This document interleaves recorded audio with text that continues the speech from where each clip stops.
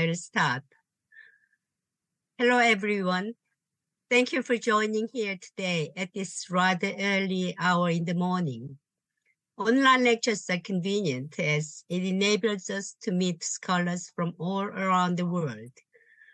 When we arrange it, however, we need to consider the time difference, and I believe it is 4 o'clock on Wednesday afternoon in Los Angeles, where our speaker, Professor Yan Yunxiang, is based. I'm truly honored to have Professor Yan as the speaker for the 10th lecture of Shandong University East Asian Anthropology Special Lecture Series. As some of you already know, at Shandong University, we began this online series in 2022. It was a part of our ongoing efforts to promote and enliven in-depth exchanges and dialogues among anthropologists working on East Asian societies. While many of the issues dealt with in this series are shared by people in this globalizing world, some of them, such as the one that will be addressed by Professor Yan in today's lecture, the full-time children phenomenon, new familism, premature baby, and the associated social risks, are much more acutely felt and experienced, albeit in slightly different forms, among the people in East Asia, and seem to be leading to strikingly similar social risks, such as extremely low fertility rate, delayed marriages, avoidance of family formations, and so forth, that merit serious comparative understanding. And I hope that today's discussion would be a starting point of such an endeavor.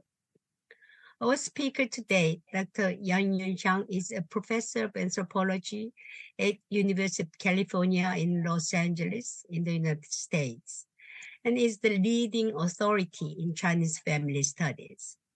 He's the author of many highly acclaimed books, including The Flow of Gifts, Reciprocity, and Social Networks in a Chinese Village, and Private Life Under Socialism, Love and Intimacy and Family Change in a Chinese Village from 1949 to 1999, and The Individualization of Chinese Society, published in 2009, among others.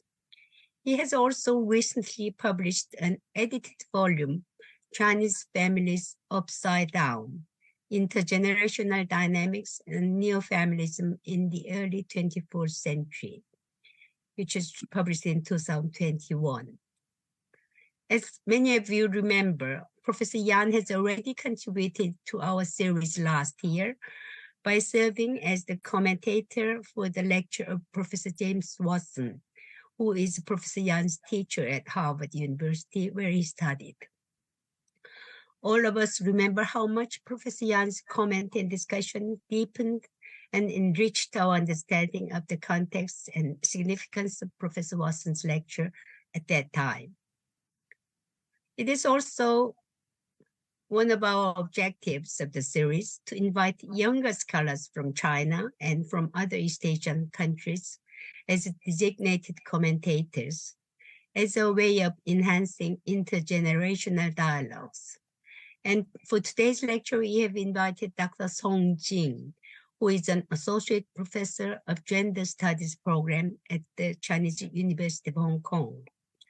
Dr. Song studied sociology at Peking University and Brown University in the United States. Dr. Song has published many articles on Chinese family and is the author of Gender and Employment in Rural China. As a sociologist, I hope Dr. Song will provide different perspectives and insights in today's discussion. My introduction has perhaps been too long, and let me now stop here and welcome Professor Yan. Professor Yan, please. Thank you, Professor Moon. Can you hear me well? Yes, I can hear you perfectly. Okay, great. Thank you. Thank you again, Professor Mon, and also thanks goes to Professor Stone for being here as a discussant, and also goes to everyone being here today, either in a physical room or online. It is truly my honor to give this talk, but I have to say, apologize, this is truly a work in progress. So it's pretty rough and incomplete, so please bear with me on that. And without further ado, I will just quickly jump into the talk and trying to finish it within the framework, because I'm really looking forward to hear your comments and questions. In terms of the questions, please do feel free to raise questions in Chinese language if you feel more comfortable. And I'm asked to deliver the talk in English because there are some non-Chinese speakers here. But I think in terms of AME and Q&A question, you should choose the language you feel more appropriate or more comfortable. Okay, now let's start. The full-time children, new families, premature baby, and the associated social risks. And here are the things I want to talk. The presentation is divided into 3 parts. In part 1, I will just quickly go over to describe the full-time children or 全职儿女, the full-time children phenomena. And I don't think I know all the details about the full-time children themselves, only just some sketchy descriptions, but I treat this as a social phenomenon. And in that sense, we can talk about the contour of the social phenomena, the possible causes to this social phenomena. And also, in the last section, I will try to outline the potential consequences, some of which might be social risks associated with the phenomenon. Okay. The full-time children phenomena has many aspects or facets. Now here, well, the following several slides are mostly in Chinese. I think it's better just to give you the Chinese version, which will carry all the nuances. So on the left side of the slide is the widely used definition of 全职儿女. Basically, the young people stop working and then going back to live with their parents. During this process, they are going to do some work, either household work or providing emotional support, or nowadays it's called the emotional labor to their parents.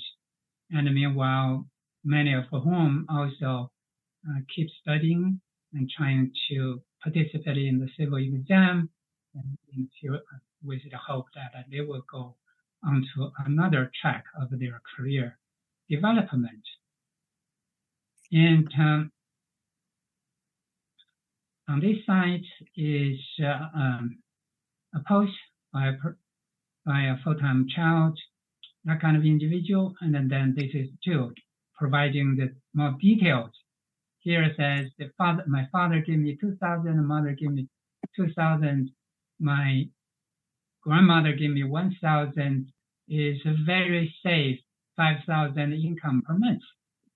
And this is a similar thing. Okay. Now, of course, there are work for the full-time children. On this side of the slide, this is a poster showing basically a list of work. In the morning, the person needed to accompany, presumably her mother, dancing for 1 hour, and then in the morning going to shopping, buying daily necessities, and then the person needs to take care of anything related to electronic goods, and because older people were not updated with that. And dinner is to be cooked by the person and his or her father. And then every month there will be a couple of short trips, and the full-time child needs to be the chauffeur. The rest of the time is free for the person to spend in her or his own terms. This is with a more quote from a rather famous person, very kind of there is a tone of a showing off, and because of that, the person, this young woman, also become an online internet celebrity. Is from 小红书 the Little Red Book. The account name is 我是想念. Here, just I highlighted a few phrases that is very interesting. One is one of the most motivations for 想念 to be a full-time children is that she doesn't need to bend her backwards, doesn't to make do to anybody, and then doesn't need to bear all these unpleasant things from being bullied in the workplace. And here, although I didn't highlight this part, again showing this is a unique case with more financial resources. She said, quote, in our family, there are 5 older people across 3 generations, 4 of them having pensions. Altogether, the pension amount to more than 30,000 yuan per month. And there are 4 apartments in our home, in our family. 2 of them were rented out. So I take the rent, therefore and also my own saving. I also have a 6-digit saving myself. So she said this kind of life can go on for as long as possible. I never be bored of it. And then the last one says, now I spend my parents' money. If I don't have children, nobody will spend my money. But that's very illuminating, inspiring even in terms of thinking the whole picture. And here she has been doing this for close to 1 year. She started in early 23, and now she's 23 years old, but she spent almost a year after graduating from college and working in first day in a school and then in the education training agency. But here she described herself, quote unquote, used to be an ordinary labor working for capitalists. Remember this word, capitalist or big capital. So it has become a very interesting catching word among the young people. Basically, they hate both the capital and the capitalist class. But how come this school, presumably is a public school, becomes also a representative of the capital, or the capitalist in 想念 self-presentation? That's very interesting. Lastly, her parents actually were not born rich. They were potentially, presumably migrant workers themselves. They moved from Chongqing to Guangxi, and they opened a factory, a grain processing factory, and also opened a small restaurant. That's how they accumulated their wealth.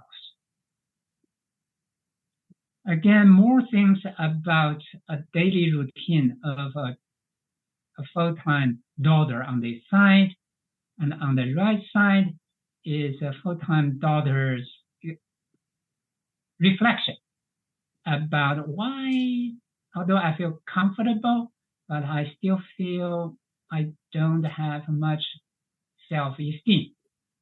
There are several reasons, 2 reasons basically. One is because the society measuring the work at home or household chore as less valuable, lower than the productive work outside home in workplace. Therefore, it appears I am doing nothing at all. And relatives would give me pressure. Occasionally, my parents also have a certain hint of a defection.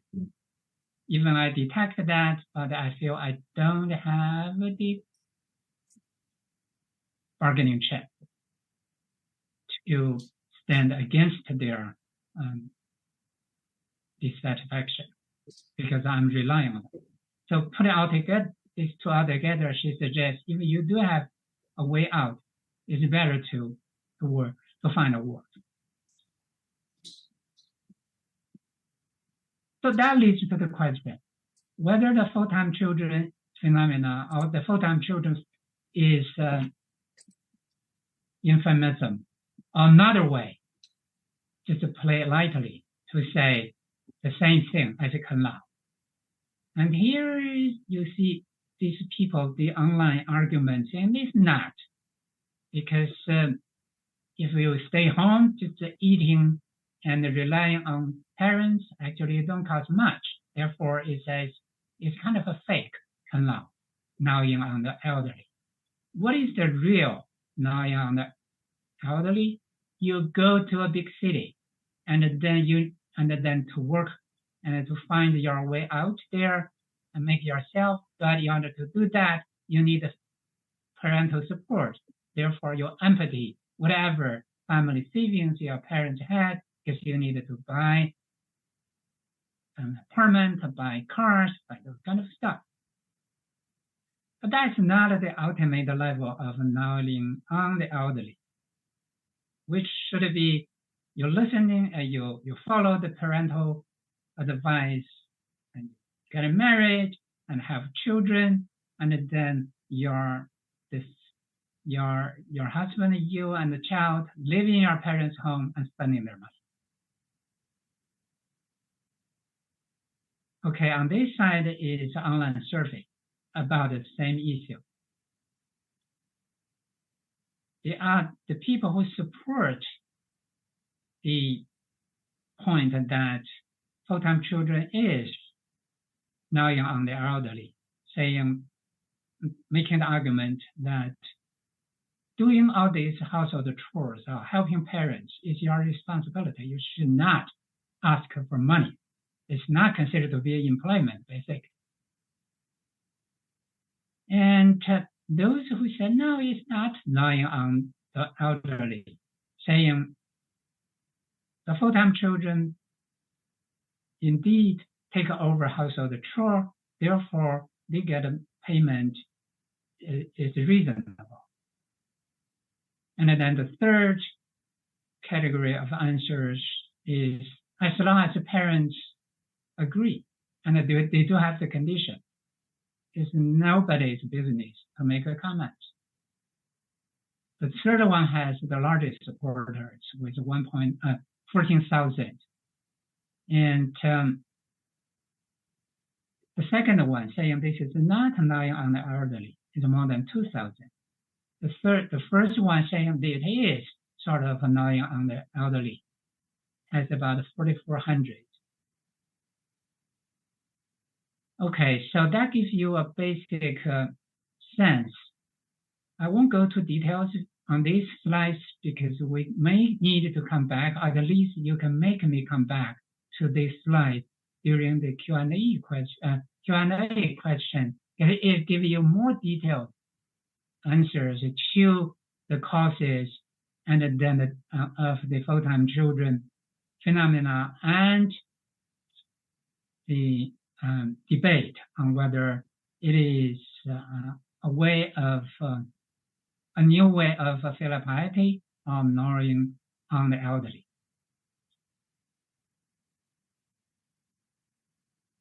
Now, to make it more concrete, here is an interesting case. Similarly to the early case I showed you in the slide about 想念. In this case, a 40-year-old man with the pseudonym of Li Hao quit his job, which was a highly paid job, monthly salary of 20,000 yuan. And because he needed to go back to take care, return home to take care of his mother who was sick. That happened 6 years prior. And then in order to taking care of his mother, he took about a leave of 2 months. But afterwards, when he returned to work, he quit. Shortly after returning to work, he quit, making himself a full-time son. So he was a veteran in terms of this, doing this, just long before the phenomena is known or being discussed on the meeting.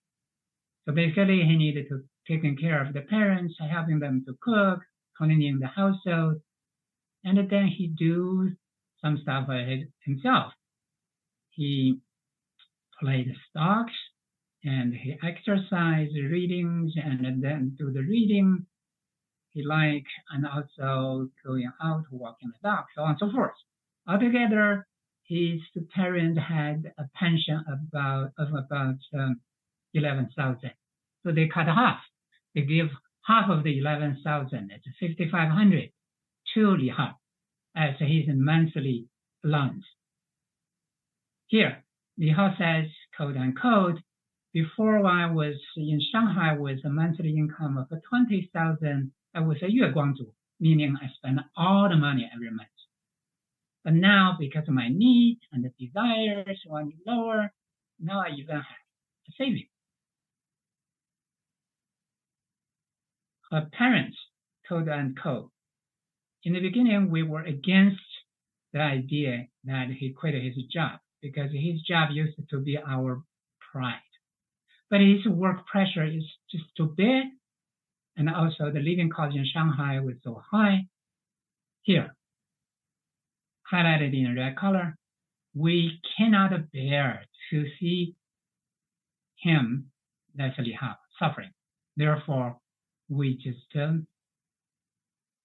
agreed, meaning agree him to quit job and come back home. So after a while, the parents were pretty happy. Here is Li Hao's mother, said, quote unquote, well, except sometimes I worried that he couldn't find a wife. Our family actually has been admired by many others. Actually, being a single person has its own advantages. As long as you can accept it in your heart, you would feel. In this case, he said, I felt I'm happier than a lot of other parents who live in empty nest families. So, look at this. What we need to take in, to keep in our mind is what made the parents change their views, and then how they legitimize, justify their son's decision to quit his job and returning home to be a full-time son. And then now, if we think further about Li Hao's mother's comment about the pros and the cons of having a full-time son, and also since she emphasized the offshoot side of it, now we can think or ponder what happens if more people go this way, and then having a full-time daughter or full-time son become an indicator of happy parents, happy aging parents' life. And then if that happened, would that create a new round of competition among parents, meaning to see who would have a full-time job, staying home, and keep them accompanied and doing household chores and providing emotional labor, so on and so forth. So just keep this in our mind.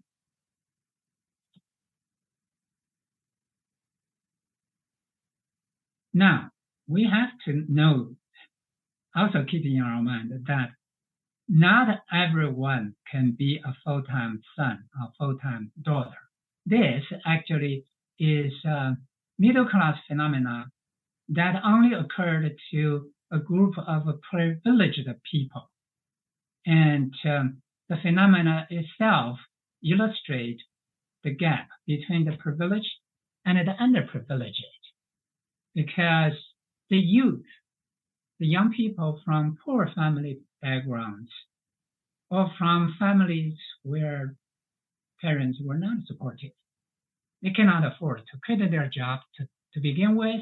And even if they quit their job, probably they will not be welcome at home. So, in other words, there are two preconditions for becoming a full-time child.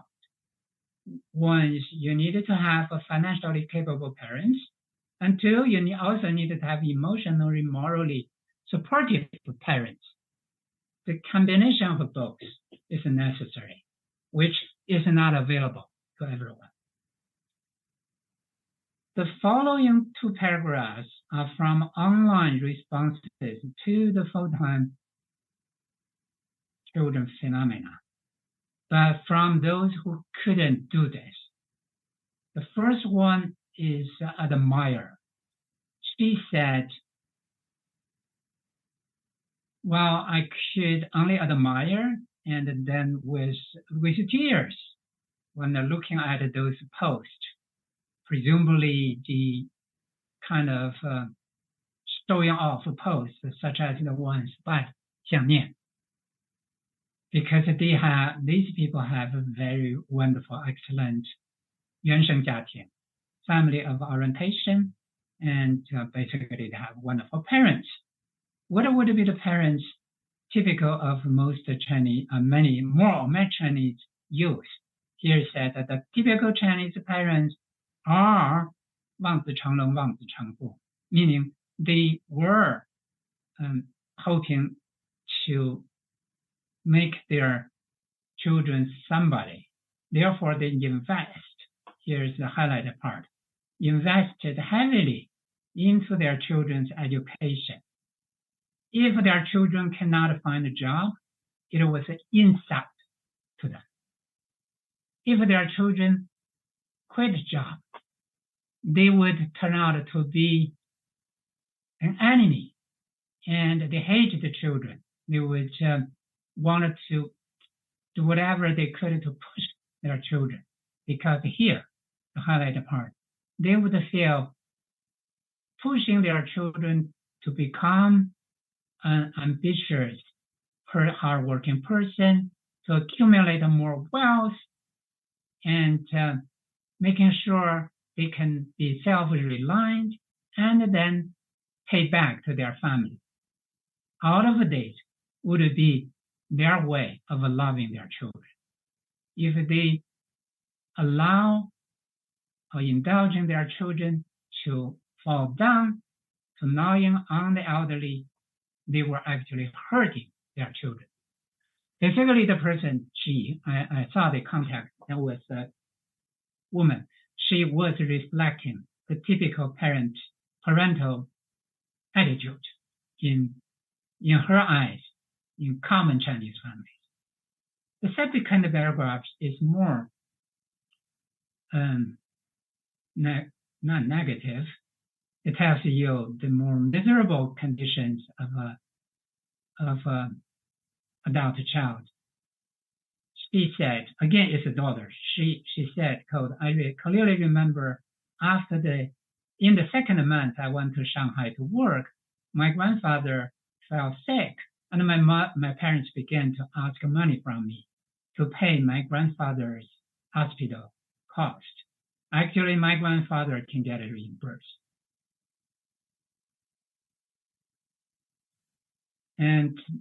But I never seen this, the money I give to them.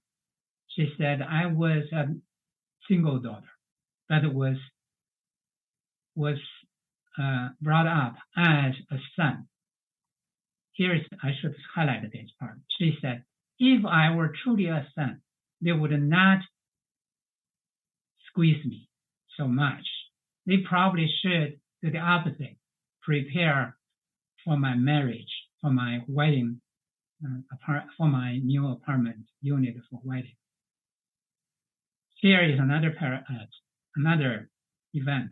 She said, when my mother come to ask money from me again, she said, it's good, now you turn out to be a worthy daughter.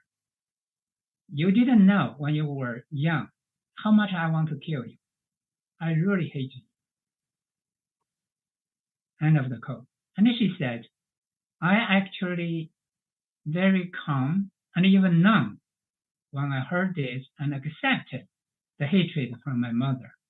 In that particular month, I earned 45,000 yuan, and I sent the entire amount to her. Then, after I sent the money, less than 24 hours after I sent the money, she began to make trouble to me again.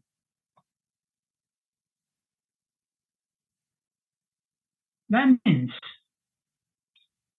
if you consider parents' responses and the prospect of going home to be full-time children, there are some other things. In addition to, of course, those cases I mentioned all should be considered. There are also other aspects. Here is the first one on the left side. Is an image from a very popular Chinese TV series, 全职儿女, nothing but 30, in which this person, this young lady, was a rather successful salesperson in a big department store of luxury goods in Shanghai. And due to the pressure of work and due to her failed dating experience, and she just couldn't bear it. And eventually she accepted her parents' repetitive invitation to go home, quit the job, go home, and she did.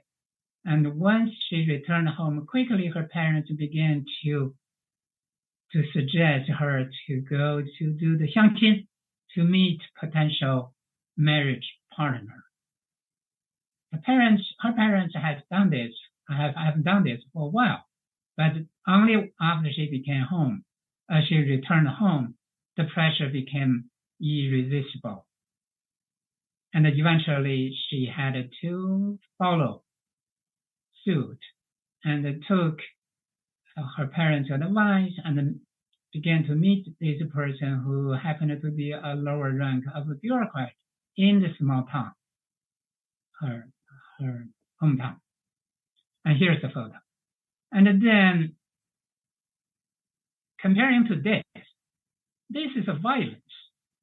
The mother, named Tan Yugui, again in another TV series called Anja, I think it's had a better to find you a better home, with the long title of the TV series.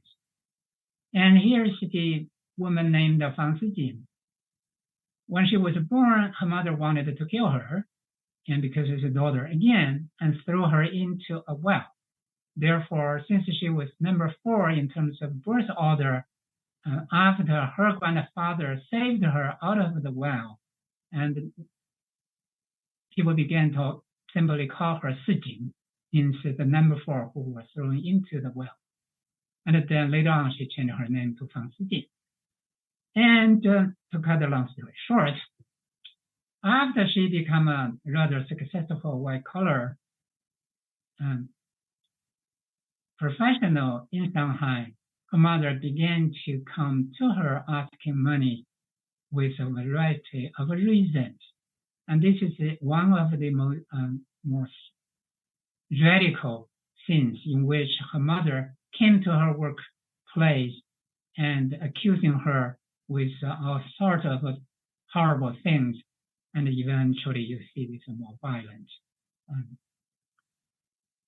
action. But here, there's another kind of violence. It's soft. is solved with even more powerful persuasion, because it is solved in the name of emotional support from the parents. So either way, there is this potential aspect that the full-time children basically have to listen to their parents. The longer they stay as the full-time children, the more likely they will. Now, I wanted to comment on one thing that is rather popular in both media reports in China and also media reports or media coverage on the full-time children phenomena outside of China, particularly outside China. They all pointed out to the extremely high unemployment rate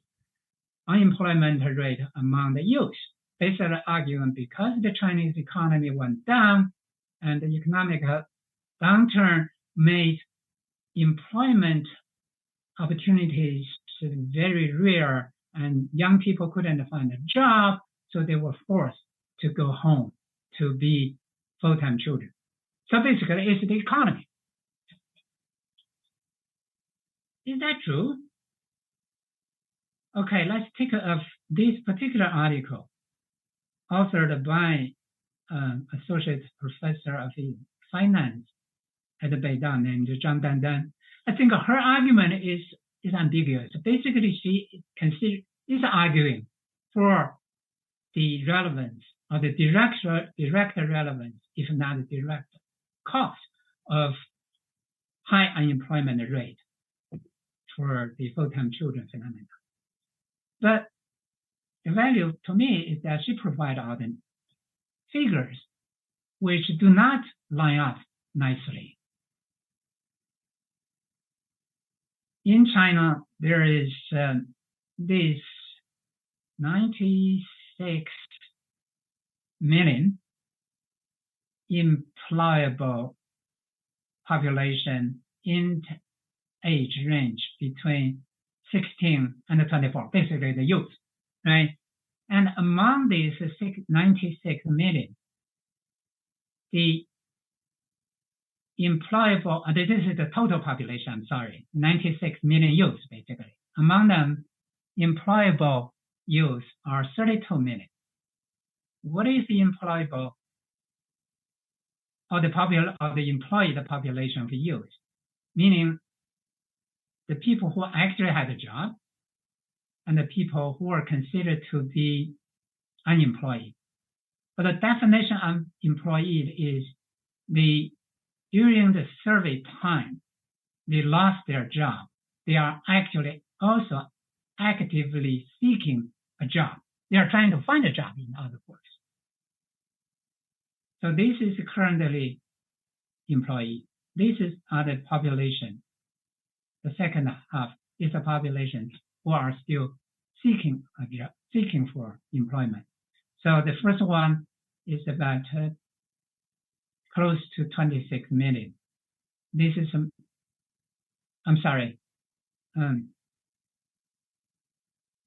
yeah, that's true. Sorry. And this is a 6.3 million unemployed.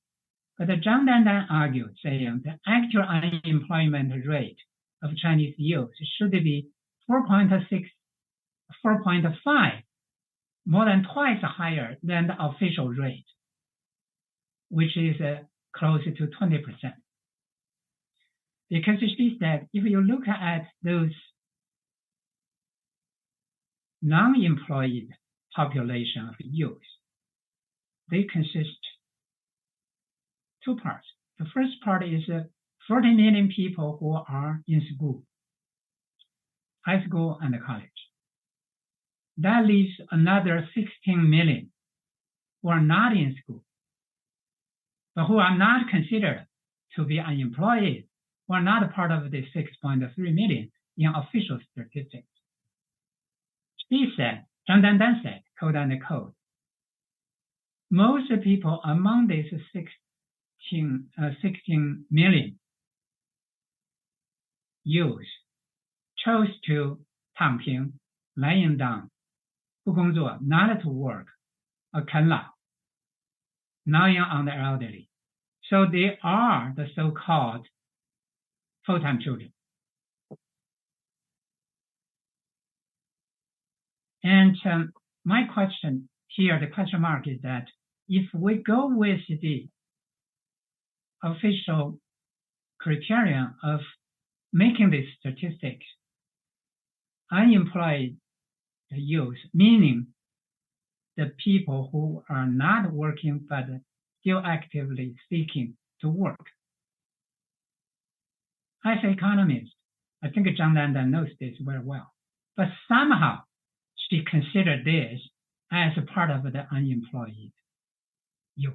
Therefore, jump the rate from 20% to 46.5%. So this is the part I don't agree. You cannot use different two standards and then arguing to make the argument of yourself. But I think the second half of her article is more interesting and more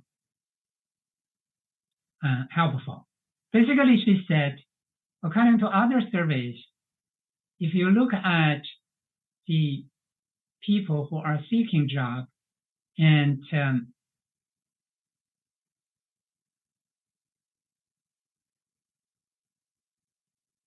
the college students the youth who had college degrees who are not having jobs. They have a much higher rate. And she said, for those youth who did not work after high school, the youth who had college degree took 56%, because those young people who had the college degree preferred to go to the better career track. Therefore, they did not want to take any job. Now, what are the implications here from my reading? That is, first, economic downturn is relevant, but not decisive. And why? Because the second, if you take a closer look, Zhang Dandan confused the youth who did not want to seek a job right after graduation and the youth who decide to rely on their parents on one hand, and the 全职儿女. The 全职儿女, most of them actually worked before. They quit their job. So the second implication is that the full-time children quit their job to return home. And they quit their job because they had different opinions about the meaning of a job, and then different standards to reassessing their job, and eventually felt it is not worthy of doing it. That's different from simply not employed to begin with, because this is indicating the first implication, that is, among these young people, there is change in terms of their value system, 价值观, and particularly the value regarding the meaning of work and the value of work in terms of the meaning of being a person. So I will come back to this argument later, but right now just showing you one thing, that is the high unemployment rate of Chinese youth is relevant but not decisive, probably is the least relevant factors here, according to my opinion. Now, there's generational differences among full-time children as well. They are not exclusively the 00后, the people born after 2000. Actually, they consist the three groups of the single child population. The oldest would be the 18ers, and there are quite a number of them. A small portion of the entire full-time children population, but still there are some. But they were returning home mostly because the need of their parents fell sick, and or some other reasons. Plus they are tired. They were worn out by the highly precocious competition in both work and life, and therefore they return home. Here to note that many of those people, when they say they return home in their own self-statement, showing that actually they returned home of cities other than like Beijing, Shanghai, Guangzhou, or Shenzhen, meaning they originally they came from second tier, third tier, or even lower tier small cities and towns. So they returned home. And the 19ers is the second group. They too were tired of excessive work hours, but more importantly, they lost their career ambition. These are the population or the youth group who talked about 内卷, talked about 躺平 last year or the year before, and early on talked about 废柴. All these terms we will see in Chinese later on. And then 上文化, all these. So these are the 19ers. And they wanted to take a break from the rat race in the workplace so that they can reflect what would be the priorities in my life. Some of those people were also already embraced Buddhism, embraced taking a long self-help trip to, for instance, Tibet. These are the same generation, from the same generation. And but behind all of these, we can see among the 19ers, there was already a very important change in their values occurred. Therefore, they did not need to morally justify why they need to go home. For the 18ers, they did. In their writings, they justify why they did that, mostly because the parents needed them. And they are performing filial duties. Now, jump to the youngest generation, the youth born after 2000. Most of them just had the first taste of a workplace. But then they got this illusion right away. It wasn't like what they imagined. They found out the workplace typically were featuring long hours, low pay, hierarchical management, and the boss just keeping shouting on them, and the boredom. The work is bored. So, just a year ago, the most hot topic among this group of youth is how they resist the unhealthy workplace culture.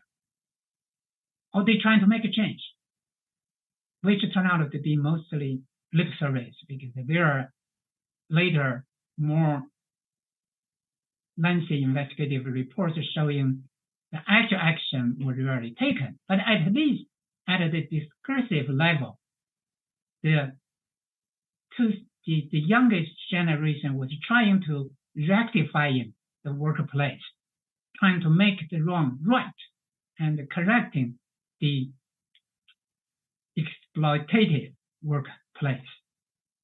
But they quickly got disillusioned, disappointed, and disenchanted. Disenchanted not only with the workplace, but with their own personal ambition to go there, make it all by yourself. In other words, they give up the self-realization, self-development, the dream through career development, and then decoupled the meaning of work with the meaning of being a person. So that's a more radical value change. And this is a summary of what I just said in the previous slide about this threat of value change among the youth, except the first bullet point. That's the starting point. In the 1980s and 90s, it was the opposite, what I summarized as the ethics of success and the striving individual. That is, individuals just work their butt off, to use a popular word phrase, and work extremely hard to trying to thrive by striving, and they wanted to be 人上人, the person above persons, to be successful. And they truly believe it in the 1980s and the 1990s. And quite a number of individuals actually made it, because in that 2 decades, that was an unusual time, unusual era of upwardly mobility in China. There's opportunities almost everywhere. As long as you work hard, and you could very likely make it. Time has changed ever since the turn of the new century, and there's first is a consolidation of the structure of social stratification. People who made it already there. Not many new spaces opened up, and then therefore the overall structure is not going to be changed. That at the societal level. At the individual level, because of this consolidation of social stratification of structure, at the individual level, opportunities shrank. There's a diminishing opportunity of upward mobility for individuals. And that explains at the micro level why from the 18ers to the 19ers to the youngest generation, you have this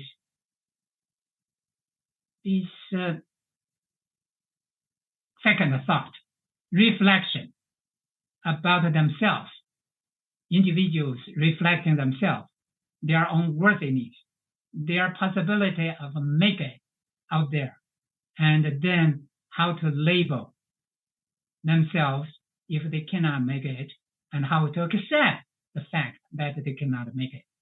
So here is 屌丝、商文化、社畜、打工人、割韭菜、内卷、躺平、山河大神、全职儿女. You see, there is this timeline and consists of these keywords, each of which indicating a step going further to this, and then to what? To the point that cynicism, sarcasm, and self-mockery become so trendy, fashionable, acceptable, and internalized, until to the point of being internalized, right? And look at this. It says, 如果你以为自己是一条咸鱼，那你就大错特错了。没有梦想，你连咸鱼都不如。So, meaning, we come to this point where,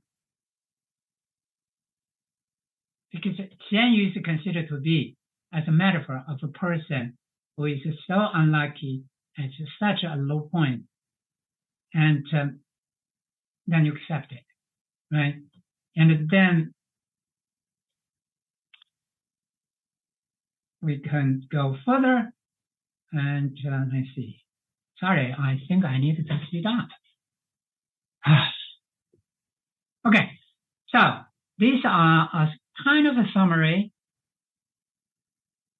Let me quickly read this slide. The actual number of full-time children should be unknown, but I'm pretty sure it's not too big. Therefore, statistically, it doesn't carry much weight against the entire Chinese population. But the responses to the full-time children and the influence of the full-time children via social media. It's massive. It's huge. Therefore, if you consider this, I call it a full-time children phenomenon. And the phenomena is constructed. It's socially, culturally constructed. This construction itself carries much heavier weight than the statistic number of full-time children itself. Second, the online responses by individuals, being either full-time children or not, are mostly positive, ranging from being empathetic, acceptance to admiration. Even those who basically saying, you lucky if you can do it, we can never do it, but they still were not against this. They were not outrightly criticizing this, and they are lamenting that they cannot afford. Parental responses mostly is obligatory support, and especially prioritizing the well-being of their adult children, which is very important new development. And well-being is more important than career development. But meanwhile, parental responses also show the tendency of railroading the full-time children to, from the parent perspective, a better career track. That is 考公考研考编制, right? To take exams, trying to be a civil servant, teachers, so on and so forth. But overall, both the children and the parents showing the appreciation of the newly increased family bonding. Remember this. Another thing, I just repeated myself. Most full-time children quit their job. They are not being laid off. Therefore, unemployment rate is not that important. It's much less important than the value change factor, what I just described above. If we take into consideration the value change among the youth, we need to realize, we will realize immediately that full-time children phenomenon is out of rational action. It's out of rationality, in which the agency and the subjectivity of both the adult children and their parents are actually constitute the determinant factor for the phenomenon of full-time children. If what I said above is true, the influence is huge. Because if you consider in the Chinese culture, in general, there is a prevailing exemplary ethics. People look up to the exemplary figures, the role models, and chances are they are from the dominant social groups and promoted by the dominating social forces or the state. Once this being established, it creates a new standard that everybody has to try hard to meet the new standard. And because side by side with the exemplary ethics, there is this culture of competitive comparing, or panbi. The Chinese word carries all the nuances. So consider this, the social phenomena of full-time children will have a long reach, if it lasts, will have a long reaching influence. Sorry, I didn't manage my time well. Now I have to quickly go in the second and the third part, and hopefully I can explain this in the Q&A question. First, again, from my perspective, the full-time children actually is a part and a partial of the neo-familism trend. Now, what is neo-familism? This is what I'm currently studying. Basically, here is my latest list. I keep revising this list of the core features in terms of the new family ideology and practice. Number one, there are 8. The center of gravity in family ideology and practice shift from ancestors to children and grandchildren. In Chinese, it's called 重心下移. They reinvented the notion of a parent-child oneness, 亲子一体. It derives from the traditional notion of 父子一体. They intimate an emotional turn in family life. But remember, this turn did not turn to all directions. It only turned to parent-child relationship. It doesn't go so much further to the conjugal relationship. So 迁离转向 is more about this 代际关系, intergenerational relation. And because of this, in neo-familism, the so-called family, in most cases, referring to the family of orientation. In the Chinese expression, it's called the 原生家庭, and all constitute 原生家庭, parents. So family means parents. That's a very important new development. The first is 个体幸福, personal happiness. But please note, this is not personal happiness being recognized and trying to be achieved for everybody. It's mostly, primarily, maritally at the junior generation.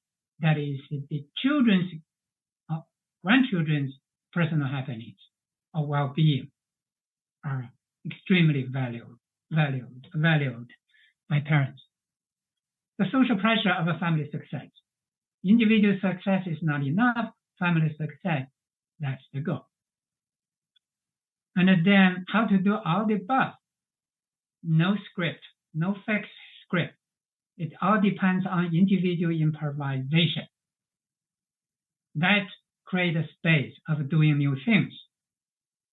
The last one is also the last one I added to this list. I'm going to discuss this last one in another talk I will do toward the end of this month at the Xiamen Daxue. Is the reconfiguration of a kinship principle and the shrinkage of kindred.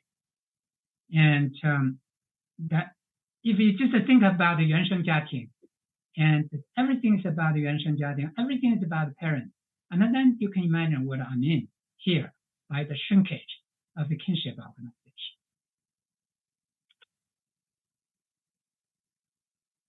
So I have a more detailed explanation about these 3 core values of 3 out of the 8 core values and behavior patterns of neo-familism. One is the parent-child oneness. Second is the intimate turn. The third one is the personal happiness of the children or the grandchildren. I will skip this about emotional turn. I will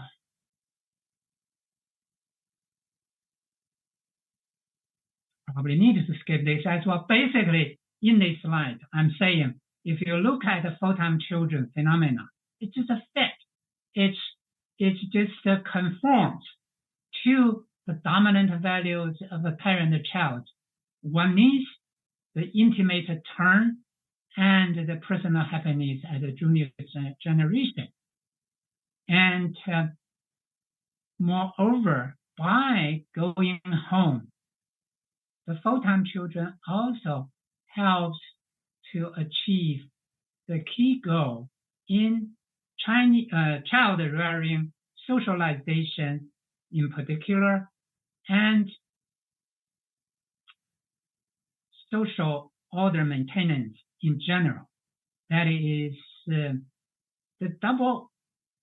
dual mechanism of 管 and 乖. 管 meaning lovingly control, from above. I should say lovingly control and care from above.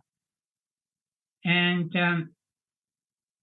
guai meaning willingly obedience and dependence from below in terms cross-generational lines.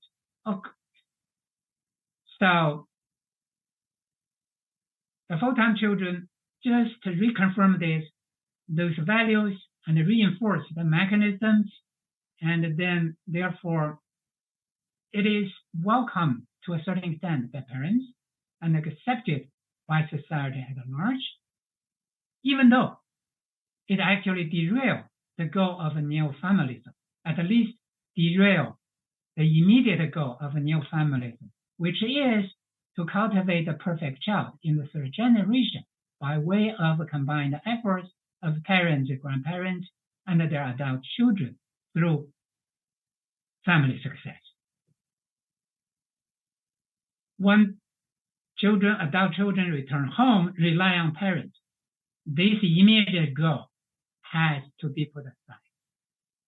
But why people do it? Because it's worth of doing it for some other reasons, like what I listed above. Now, if we revisit what I talked so far, I'm trying to think very rationally. What made the full-time children phenomenon possible in terms of conditions?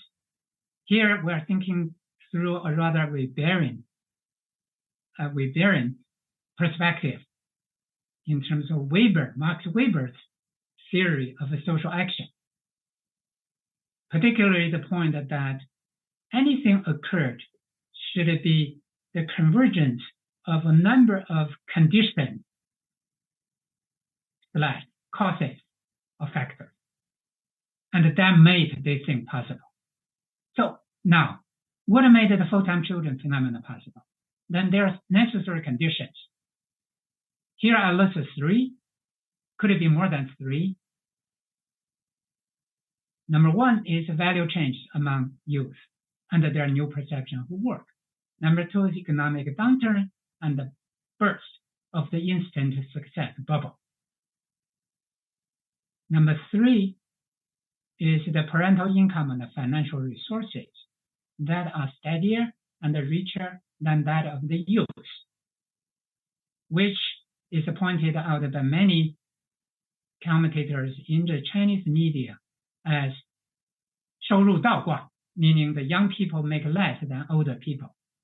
Here I just can't help myself to say that this is supposed to be the normal phenomenon, because the older people work their whole life through, and toward the end of the last stage of their life, sure, their income is higher. Younger people just started, they will work their way up. This is the normal condition everywhere in the world. But in China, it's considered to be a reversed income rate level. That kind of a point itself is very interesting. But anyway, in addition to these necessary conditions, which means without any of them, the full-time children phenomenon will not be possible. But there's also this sufficient conditions, the conditions that only we have these conditions that the full-time children can be possible. There are 2 of them, basically 1, but being split into 2. 1 is the value of a parent and child, 1 needs. That generates the moral pressure on parents to accept the demand of the adult children and also establish the moral entitlement of adult children to claim parental protection and support. If you look at the online self-statement, full-time children basically felt it is their right, their entitlement to go home. And that which has a lot to do with the single child generations, because their parents' wealth, income are considered theirs anyway. There's no siblings to compete. sooner or later it will be there. And the second sufficient condition could be considered as a second condition only in the sense that if we think the full-time children phenomena last longer. To make it last longer, there needs to be an empathetic understanding and emotional support from both sides, parents and children, toward each other. Otherwise, quickly family conflicts will occur, and this will be undone, will be broken. Okay. Part 3. And I only needed to mention one thing. I can basically is the whole thing of a full-time children phenomenon derives, if you want me to single out a single most important decisive factor while recognizing other factors or conditions. That single most important decisive factor is the new familism value of parent-child oneness, 亲子一体. And the full-time children phenomena will reinforce it, and to the point that it will become an all-encompassing category in Chinese family life, family ideology. And if that is the case, it will go to the opposite direction, becomes what in English known to be the embarrassment of the riches. Too many good things turn out to be a trouble. Why? Because the constantly reinforcement of a parent-child oneness, basically reinforcing this dependence training. This is a well-known, well-established models, two models in terms of child learning. Basically, the Chinese cultural fits much closely to the left column, dependence training in terms of a child learning, and then creating eventually dependence relationship between parents and children. A simple indicator, you comparing these two slides, children's games, it's the same by nature. It's known as chase and catch. In the Chinese cultural environment, it's mostly played in this way. It's called 老鹰捉小鸡. And there is either an adult or a bigger child to be the 老鹰 protecting all the others. But here, in the catch and chase and catch game, in, for instance, American setting, the children play among themselves. No role for a protector. Of course, there is a dependent training versus independent training in daily routines, sitting postures, so on and so forth. And also in terms of social evaluating of new behaviors. If you're comparing the left column with the right column, and you see one side is non-acceptable, unacceptable, the other side is acceptable. On the left side is a 三合大神, similar to 全职儿女 on this side, full-time children. The only difference is that these youth did not want to work, felt meaningless to work, but they did not go home. They just hang on, and they live a very minimum standard of living and barely survive, but they keep everything to themselves. This is a happy full-time daughter going home and showing off. Which one is acceptable? This one. Here is a 杀马特, the smarter, S-M-A-R-T phenomenon among youth, mostly rural youth working in cities in the early 2000s. This is the 汉服运动, the traditional Han and clothing style movement. This one was killed. Why? Media, social pressure, whatever. This one has been supported even today. This is gawu, meaning a bunch of ordinary people from poor family background, dancing on the street, but they dance the similar dance as these fashionable youth, mostly in normal, established venues, even all the way to the Chinese Spring Festival Gala. Which one acceptable? 街舞 was accepted as art, but gawu was considered to be toxic, harmful social occurrence needed to be rid of. So deeply behind all of this is this guan and guai, that which is the mechanism of the dependence training pattern in child rearing being extended to adulthood. So parents taking good care and control children, even including adult children well behaved and being emotionally attached or dependable to parents. I don't need to say more. Just look at these two slides. This is a slide about the Kongrong Rangli. Every Chinese child learned this. And then this is a screenshot from the TV series Do Ting Hao, All Is Well. And I can't help to say, to read this slide. Here is the second son, Su Mingcheng. He actually was not as, well, in this family, the daughter was considered to be valueless, and it's a very patriarchal setting. The mother actually abused the daughter. Immediately before this, the mother put meat into his son's bowl, but stopped the daughter from eating the meat. At that time, meat is better than veggies. And then in this particular scene, the second son, who is the favorite of his mother, saying, after, wait, you just wait. Basically, because he said, you treat me so well and I will pay back.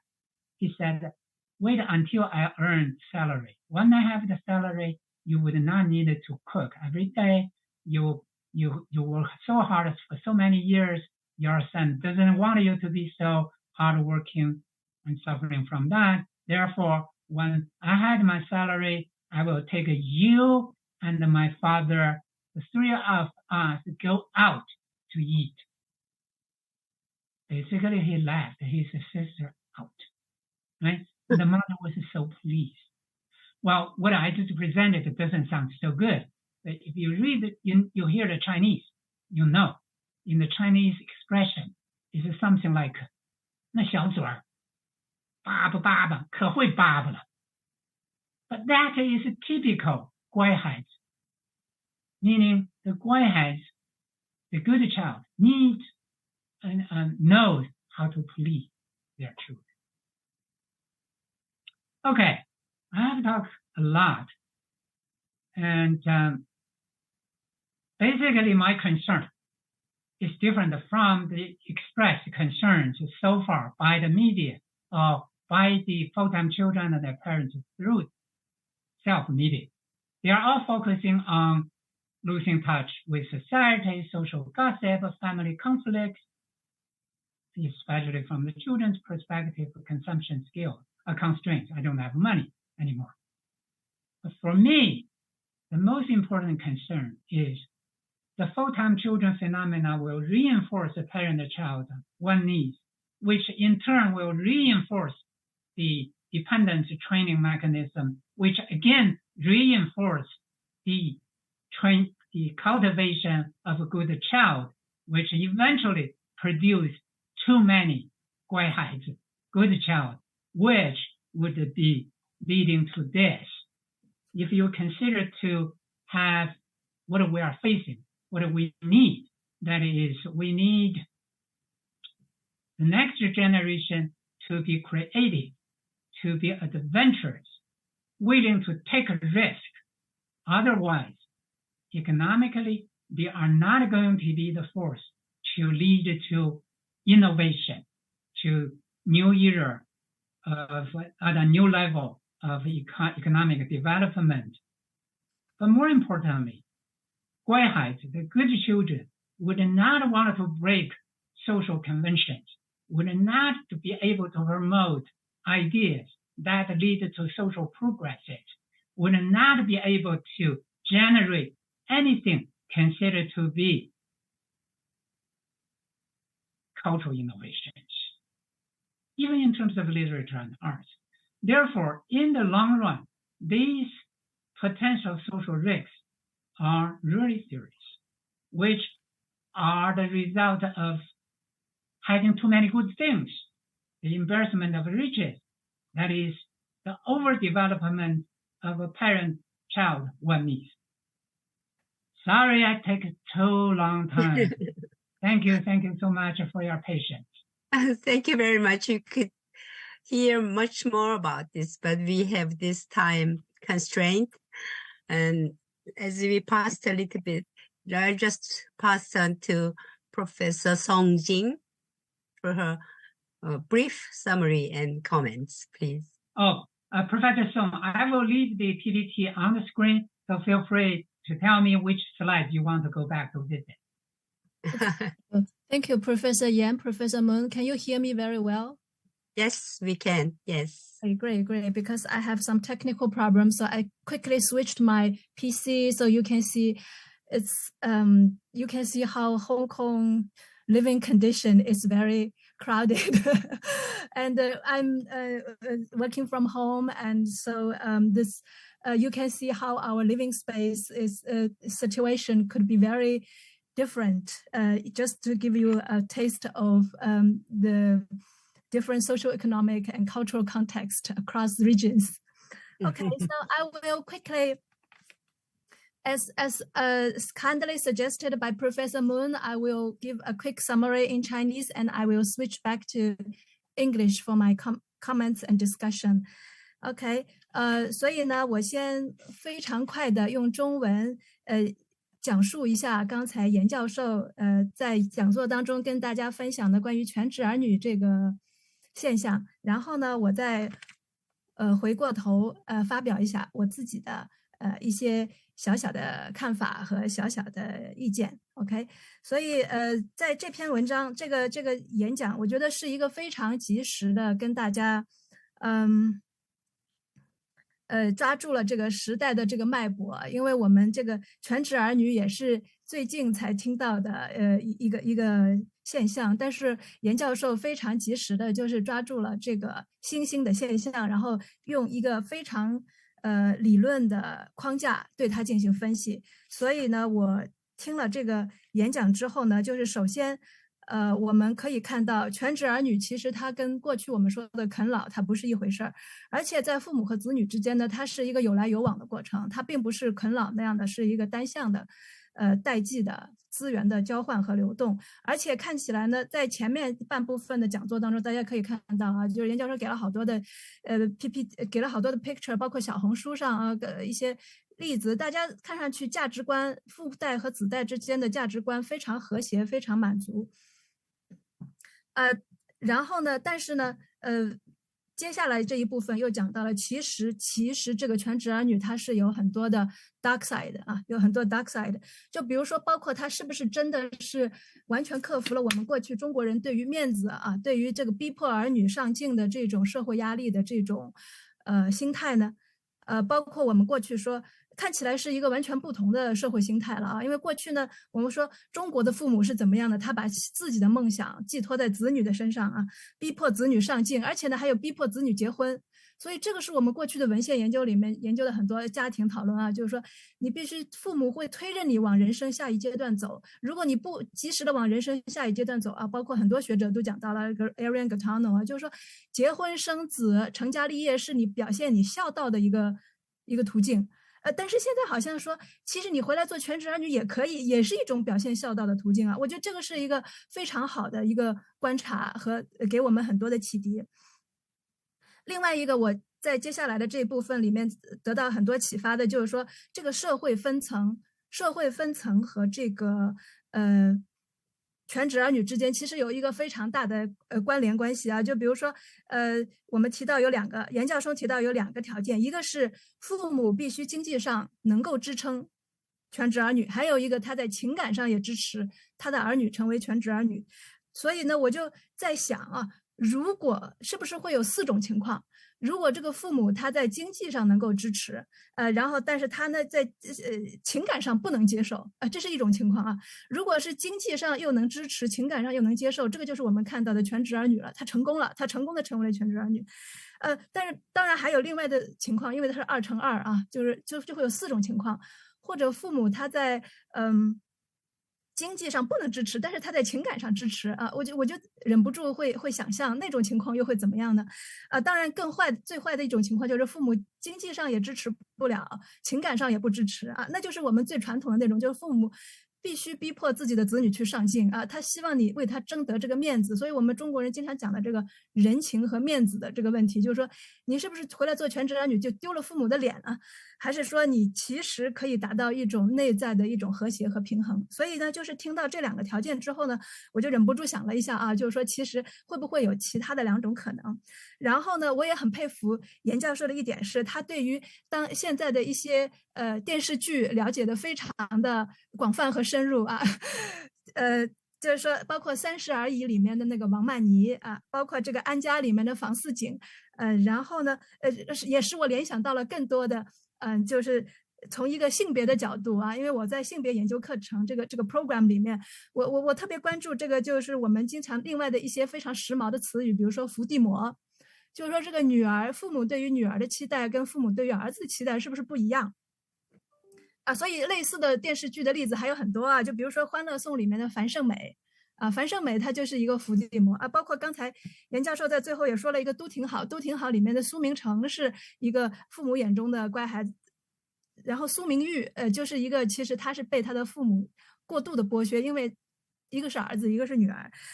所以呢，就是说，我觉得这些例子都非常生动的表现了，就是我们看到全职儿女这个现象，但是呢，它有一个 dark side， 它有一些不是那么正面的地方，就比如说父母对子女是不是有一个过度的操控、过度的保护，同时呢，父母对子女是不是有一些压榨、有一些剥削的情况，所以呢，在这个严教授在讲完了这个社会分层之后呢，就讲到了这个大的情况，就是基本上接下来就是有2个大的分析层面，一个是社会心理层面，包括丧文化，包括韭菜包括社畜包括内卷和躺平，这个是社会心理层面。另外一个呢，就是从社会层面，就是从这个失业率包括现在的这个经济下行，包括年轻人的就业前景，我觉得这2方面其实很好的体现了我们包括社会学家、人类学家其实都在讲，就是说一个人的心态和一个人的行为怎么样放到一个宏观的社会经济发展框架下去理解包括西方经常说的 second demographic transition 第2次人口转型，其实有价值观的变化，也有社会经济文化这方面的宏观的变化。然后接下来呢，这个全职儿女被放到这个新家庭主义的理论框架下面包括重心下移、亲子一体、亲密转向、原生家庭、个体幸福、家庭成功、演绎机制和亲缘往萎缩就是做了从这些理论角度做了一个特别好的一个综述、一个理解、一个阐释和分析，让我们从这个理论的角度去分析它。最后严教授提出的是这个他这个现象就是说它有很多的风险。特别是从回到了一个从养育子女和社会化的一个角度有2种，就是一个是独立性的养育子女的方式，一个是依赖性的养育子女的方式。然后呢，就是在社会的层面，不光是在家庭的层面，还有在社会的层面就是说我们对于三和大神怎么看，对于全职儿女是怎么看包括杀马特那种，为什么杀马特是奇装异服，但是汉服呢就是感觉大家的接受度比较高从父母的角度来说为什么尬舞就是一个比较低级的街舞就现在层次好像比较高，社会接受度比较高的这种文化现象背后可以跟这个亲子一体的道德体系去联系起来去讨论。最后我就想讲一点就是说一个管和一个乖，我觉得就是说是真的让我看到了这个怎么样能够把一个文字翻译的信达雅啊？就是说，因为严教授提到了这个管其实是 loving control， 我觉得这是一个非常好的一个表达了双重的意思，就是一个是说是 control， 一个是说 loving， 就是它是以爱的名义来管控你，我是为你好啊。就是说，如果大家很熟悉时下的那种梗啊，就会知道，就是说，我觉得怎么样啊？我不要你觉得怎么样，我要觉得我觉得怎么样。所以呢，父母他可能是以他觉得对你好的方式在对你好，但是子女呢可能不会觉得父母觉得他对你好的这种方式是好的啊。所以这个就是有一个双向的理解，我们社会学里面也叫做 symbolic interactionism， 就是说大家互相在对对方的行为进行诠释，然后不断的对这种对方的诠释又进行诠释啊。所以这个 loving control 来翻译作为这个管这个对应的这个翻译，我觉得是特别的贴切。还有就是这个乖啊 willingly obedient， 我觉得我很可能在接下来的很多文献里面都会看到这个关于这两个专有名词的这个引用啊，就是说，因为它就是特别贴切的反映了，就是说我们不光是顺从，而且是它对于这个你的道德和情感上是有一定的要求，来表现出这种顺从的姿态啊。所以呢，最后有一点特别有意思的，就是苏明成那个例子，父母眼中的乖孩子，但其实他并没有付出很多，他只是讲到了父母的心里啊，就是 he knows how to please his parents 啊。但这跟真正的付出又是不一样的，所以就是说，其实特别好的体现了，就是说在什么层面上，因为苏明成这个人也是很矛盾的一个结合体啊，就是说他是deviance compliance， 就是他在某些地方他是很顺从，很符合父母的期待，另外一些方面他其实表现出来也有一些叛逆，也有一些离经叛道。所以我就说最后这个作为总结，我就是说作为这个中文部分的总结，就感到这个例子，这些用的这些例子啊，对于全职儿女的现象的分析，就指向了它很多不同的文化要素啊，包括这个父母对孩子的期待啊，这个期待有很多面向啊，社会价值观我们说发生了变化，包括考公、求稳，还是说逼迫子女上进，还是说把女儿当做儿子来养，那就是说女儿她必须给父母相应的回报啊，或者有一个例子就是说把女儿当做长子来养，那你必须给父母相应的长子对应的那种支撑啊。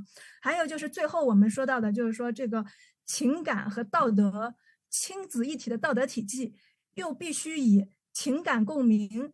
亲子之间的这个情感共鸣啊 ，empathy 啊，就是说我能够理解你，你能够理解我的付出，我能够体恤你的付出为充分条件。以社会经济变化、价值体系变化和收入倒挂、代际收入倒挂为必要条件。然后体现出我们这个很多的潜在的社会文化因素对于全职儿女这个形成背后起了什么样的作用，最后导致了一个什么样的潜在的风险。好，那我这个中文部分我就先总结到这儿。Okay, so I will switch back to English to quickly comment on, I think I already used the 10 minutes, so I will be quick in talking about 5 minutes about my comments, about my observation about this talk. Okay, so sorry? Yes, go ahead. Yes, you can take time. Yes. Okay. Okay, so I think something very inspiring from your talk. One is I learned from your previous work about how generational relations and conjugal relations and the relationship between marital family and natal families are interacted with each other and interwoven with each other in very complicated ways. So that's something that I learned and I benefited from, including your previous research and the current research, because Western scholars have talked a lot about family changes as a switch, as a process of nuclearization, individualization, about how the emphasis on generational relations switch to conjugal relationship. But your theory is the opposite. Is the reverse. You reversed the Western theory, saying that conjugal relations will become more important than parental intergenerational relationships. In fact, intergenerational relationships are still very important. So I think that's a very big theoretical contribution. And also the emphasis, like the mutual emphasis on marital family and natal families are something make the Chinese case specific, unique in the demographic transition theories. So that makes not only East Asian context standing out, but also make the China context standing out. So that's the first thing that I learned and I benefited from this research.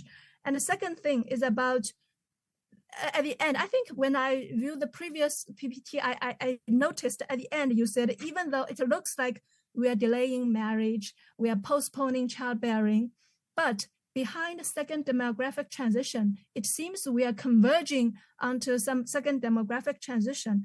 But behind that, there are different reasons. So this is something that I really appreciate, because in Western societies, second demographic transition are driven by individualistic pursuits, personal happiness, being a mature person, and the pursuit of high modernity. And the pursuit of high modernity is related to like pure love. Like Giddens would say high modernity means people will pursue pure love instead of being tied to family. Okay, so that is very, very different. But in China, when we look at people are delaying marriage, delaying childbearing, in fact, it could suggest a family solidarity. So that is something very important and a very significant contribution to Western theories of family changes. Okay, so I will. So these are the major contributions or major theoretical highlights that I want to talk about, and then I will talk about 3 dimensions that I want to discuss with Professor Yan. There are 3 dimensions I see that we can explore further or ask for more details or clarification or further research, the interesting parts. Okay, so the first interesting part is the relationship between personal happiness and family solidarity. So in one of my previous articles, I talk about how individualism and familism interact with each other differently for men and for women. So personal happiness and family solidarity are compatible for men. So for men, if you are individually more successful, you are considered a better breadwinner. But for women, if you are a better breadwinner, maybe it's not good for family harmony in East Asian context. So you will be challenged, you will be questioned whether you're a good wife, you're a good mother. Okay, so there's a gender dimension. And in addition to this gender dimension, I also want to talk about how we can put this relationship under social economic context of increasing uncertainties. So the higher unemployment rate is certainly one dimension. Uncertain, people feel greater uncertainty. And I think Professor Yan also mentioned that in Japan, we also can see how 昭和男儿 become 平成废物 they also lie down. They also become very hardworking and diligent and become a very lie flat 躺平的一代或者废掉的一代或者宅男变成非常So I want to talk about why in 昭和时代昭和時代 why people can work hard and one person can support the whole family, like the one salary man. The income is considered very important to support the whole family. But now young people go out to work. Maybe he cannot support the whole family. But at the same time, young women, of course, the labor force participation rate is rising in East Asian societies, in Japan, in China. So there are more uncertainties. And more importantly, you talk about 收入倒挂. Yeah, old people earn more steadier, higher income than younger generation. But of course, there are exceptions. Like if you are working in a 996 scheme or you're IT worker, of course, you earn a lot. But in general, when the socialist patriarchy and socialist 单位 system collapsed, there's a loss of certainty. There's a loss of security in economic terms. So that is why I want to highlight which generation will benefit from social economic development. And that is very generational and that is cohort specific. 哪一代人吃到了这个更多的经济发展的红利。When the market just opened up, when there's a boom in the property market, and when there's a boom in the capital market, there's opportunities everywhere. But when the market is already very saturated, then very competitive and become very involuted, very 内卷 involuted 内卷。Okay, so this is my first dimension. We can explore more. It's not a comment. It's in fact a suggestion that it will be interesting to do more research under this dimension. The second dimension is about the emotional values and the materialistic turn. Okay, so this is also in my own research.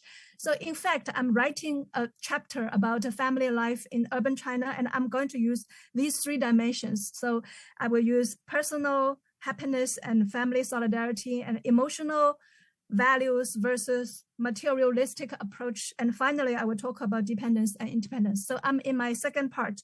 Emotional values are very important. And I appreciate you mentioned something, a quote from 微博 or some or 小红书，父母的爱是没有条件的啊。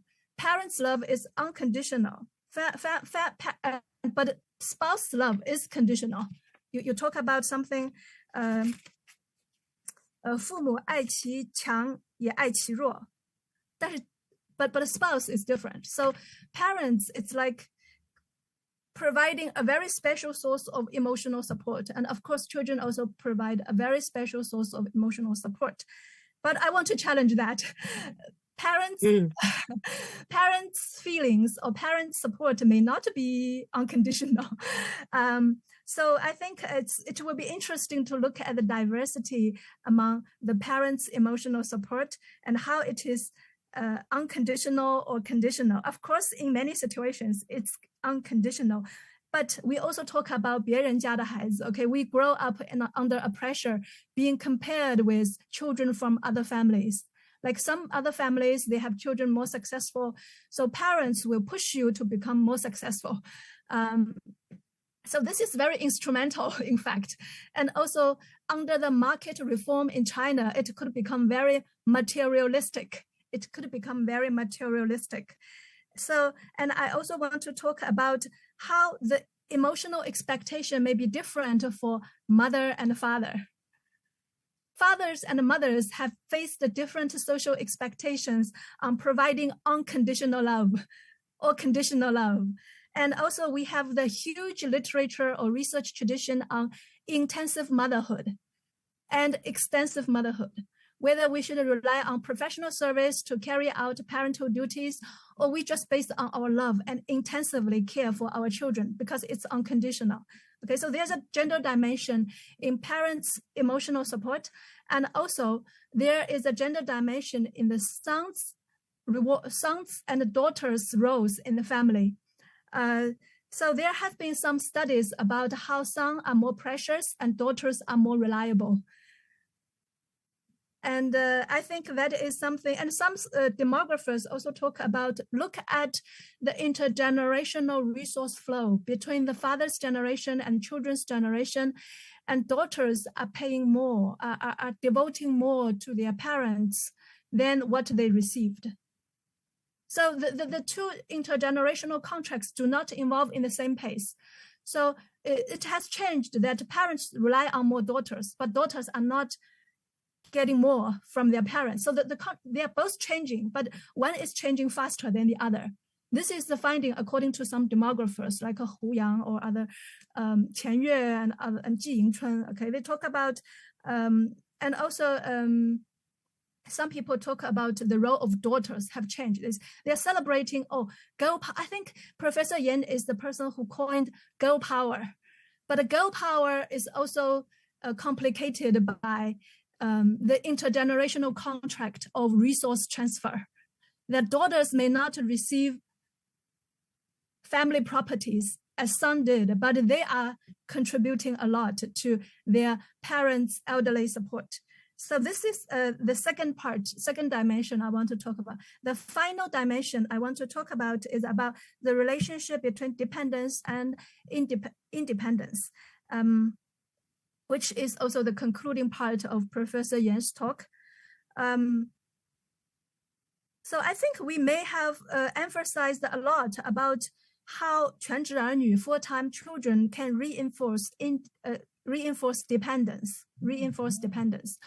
But at the same time, in fact, these full-time children need to be very capable to do a lot of things. For example, they need to be able to do the electronic, the e-platform system, help them to pay bills online, help them to set up new apps. So they are the person who are taking care of a lot of technical stuff, or using the smartphone, or booking trips, or arrange for the new technology issues. So they need to be very capable to do that. So how about we look at, instead of looking at the dichotomy between dependence and independence, we look at interdependence, that both rely on each other, but in different ways. One side provide more on material, financial support, the other provide more on side of knowledge and technological support. And just as what Professor Yan mentioned, the new phenomenon, underlying the new phenomenon can be old values. But underlying the old values, okay, the parent-child oneness, there could be new values. That means it looks like children are very compliant with their parents' expectation, but in fact, they are secretly enhancing their bargaining power. I think this is similar to what Professor Yan have mentioned in his study of girl power. It looks like a bride price is a very old marital gift exchange, but in fact, it is when it is controlled by the daughter, it enhances the bargaining power of young women. So under the old system, there emerged new values. So I think these are the three dimensions that I particularly want to talk about, and I'm using these three dimensions to write my chapter on family life. So I look forward to discuss with Professor Yan. And I also look forward to the Q&A part. That so maybe Professor Yan want to respond, or Professor Moon can allow us to accept questions from the floor. Shall I ask Professor Yan to respond briefly first, and then go on? Although we don't have much time, we could extend a little bit for those of us who want to remain and listen to more. So shall I ask Professor Yan to respond either in Chinese or in English? I don't know, as you wish. Okay, my response to Professor Song will be really brief. That consists only two words: appreciation and grateful. That's it. And but after this, I hope we can communicate through email. I think we have a lot to talk. I really, really appreciate that from your comments, and also inspired in multiple ways. So the conversation has just started, but not here. Oh, I also have to thank Professor Song for your very careful, insightful comments and discussions, and helping us with the Chinese summaries. I'm very grateful. Because we don't have much time, shall we go on to Q&A sessions if there's any questions?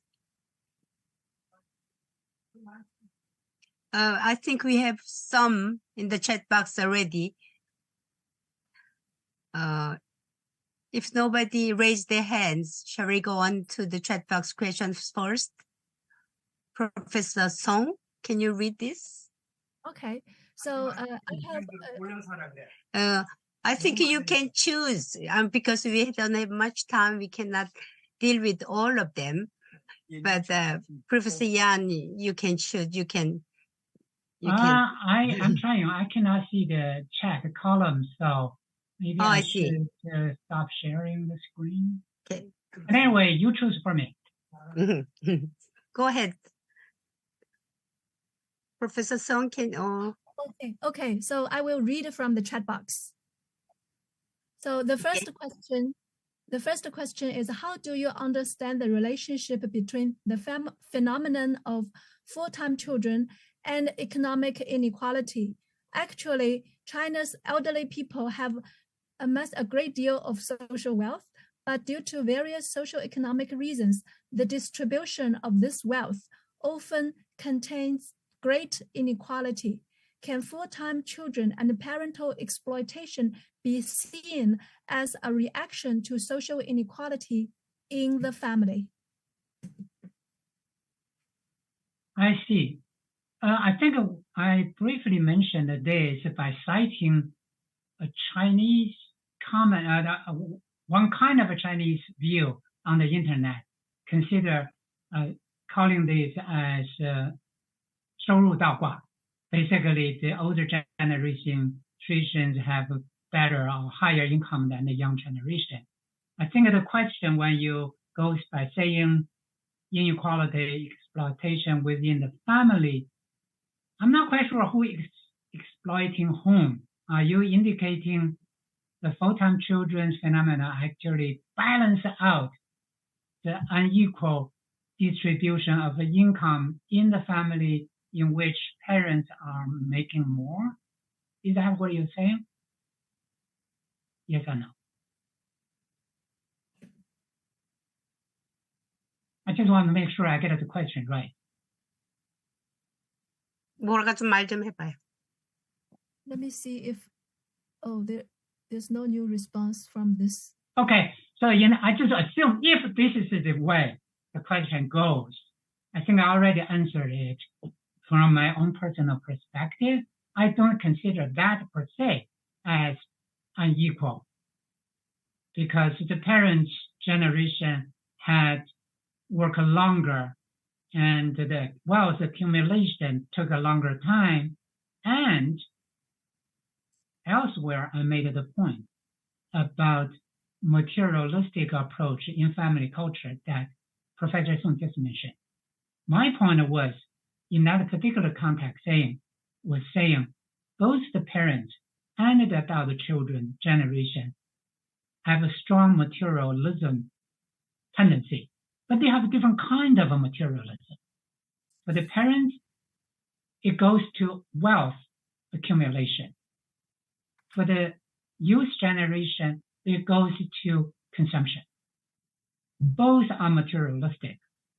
So in that sense, in that way, we can see parents' wealth had a lot to do with their lower level consumption as well.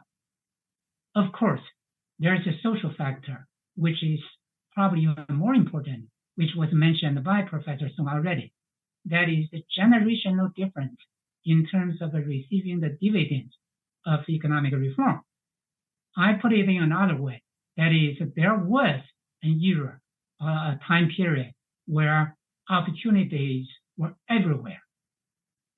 That period was the period the parents' generation were young, were starting their work.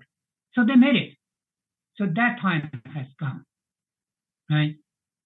But that period also creates a new bubble. That is, everybody could do it. Every generation will have the same opportunity, which is not true because the economic miracle never lasts long. In the Chinese case, it lasts very long, 3 decades. So the current downturn is very likely the new normal condition, the new normality, right? So in that case, you cannot say it's inequality. Rather, it's just a different social setting. So I guess to summarize, I don't consider this phenomena that the parents are making more than children is economic inequality. So should I move on to next question? Yes, please. Yes, or you can ask people to to come up, show their face, and they ask for themselves as well.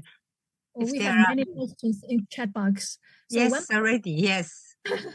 one person said want to ask 传统媒体和新社交媒体在这一过程中如何发挥作用？如何看待媒介在当下社会的力量？传统媒体和新社交媒体。好，我用中文回答吧。即使在新社交媒体中，我们也看到两种不同的表现，那就是你比较小红书和豆瓣的那个全职儿女讨论组，这是不一样的。所以呢，如果拿最新型自媒体和传统媒体相比的话，因为传统媒体更多的有制度性的背景，可能呢更多的站在一个局外人的角度来评判分析，很可能呢更多的是由年龄较大的人写的。总的说来，他们没有像新兴的自媒体，特别是小红书的这样的自媒体中所表现出来的那样，对于我也不能说小红书上就完全是一面倒的喝彩声或者这个自我欣赏，但是至少这是主流。我们可以这么说，新媒体或者自媒体中更多的表现的是年轻一代的新生，而传统媒体更多的表现的是不光是老一代，也包括年轻一代其他人的评论观察，可以这么讲吗？而且这些评论观察后边有意识形态导向。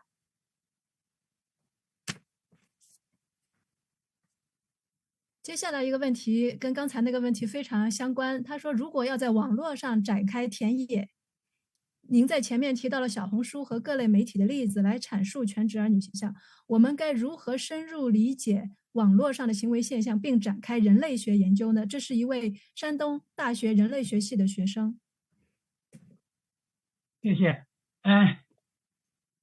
现在网络世界对我们影响这么大，所以呢，人类学者完全应该进入网络世界，不必拘泥于一定要找一个偏僻的村庄呢才叫做田野。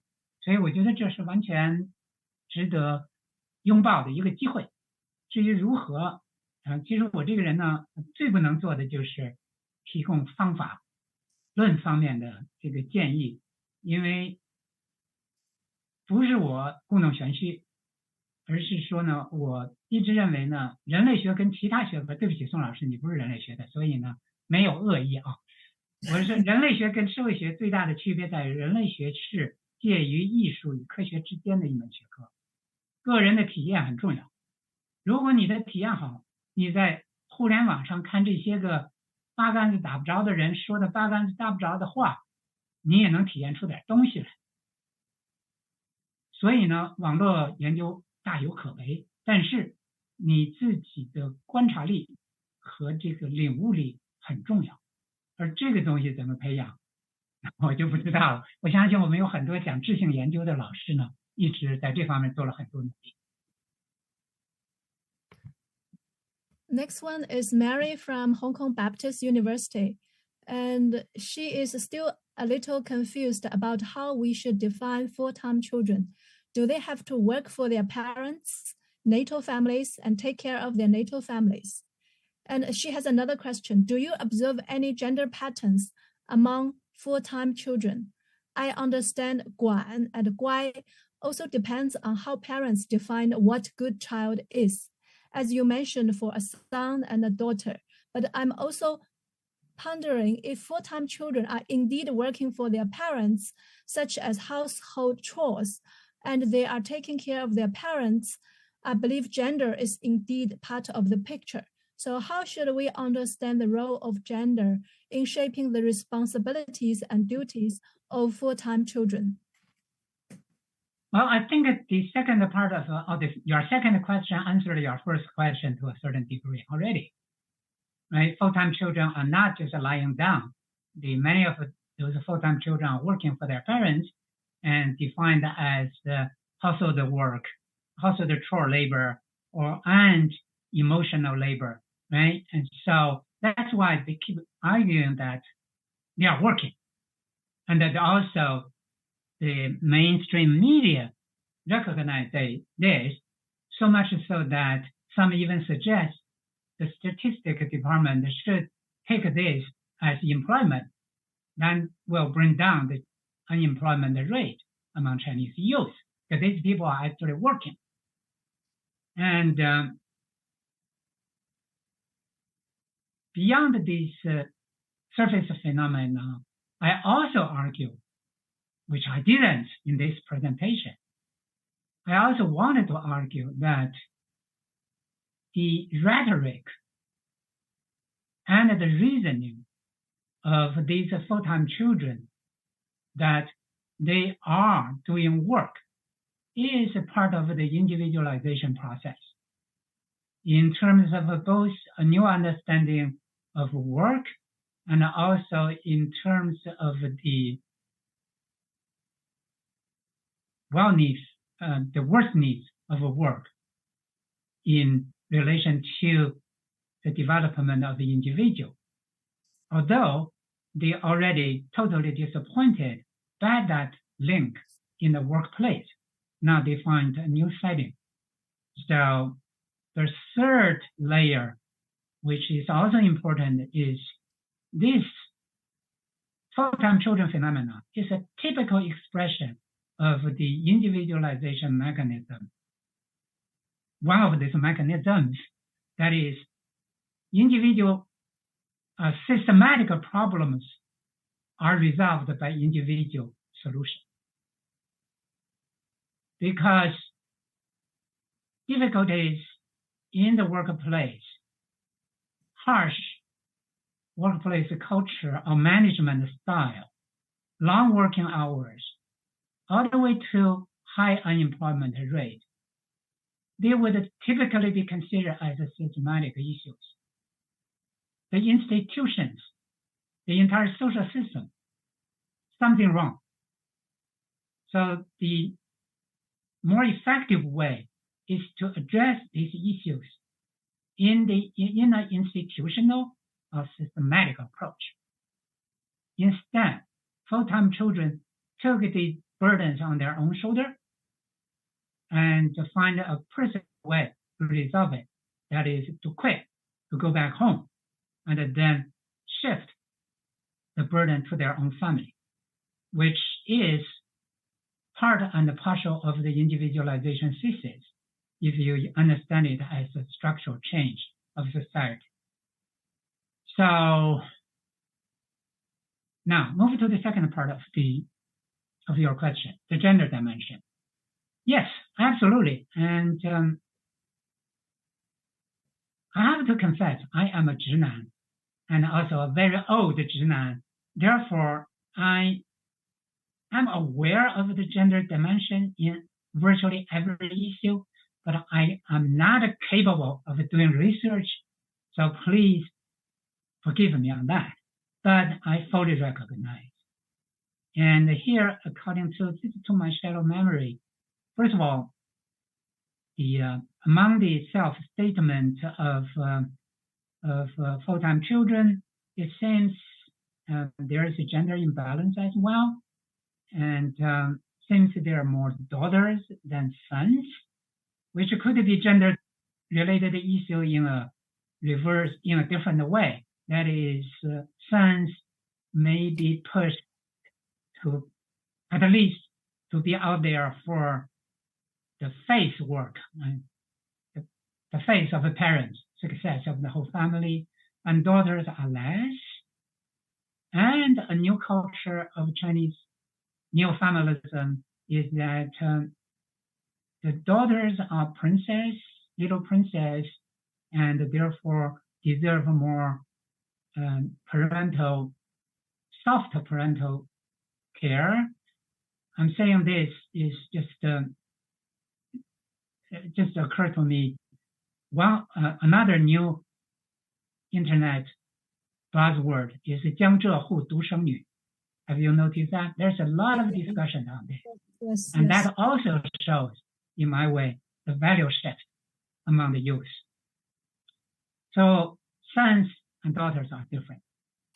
Of course, Professor Sung said it's absolutely correct, then especially in the lower runs of society, daughters are actually being pushed harder and making more contributions to their parents.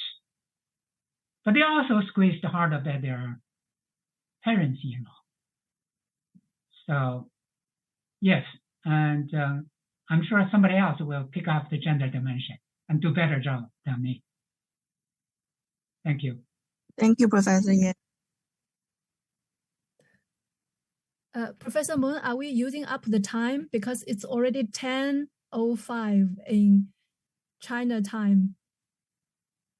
I know I don't know whether to stop here because there are a few more questions, or we can surely go on just 5 minutes more and pick up some of the question in chat box. Am I allowed to ask a question or suggestions? Yeah, please go ahead, Professor Moon. Well, I'll be very brief. I'm working in Japan society, and some of the features you mentioned reminds me very similar. I mean, similar phenomenon they discuss about Japan, although you mentioned about Japan already.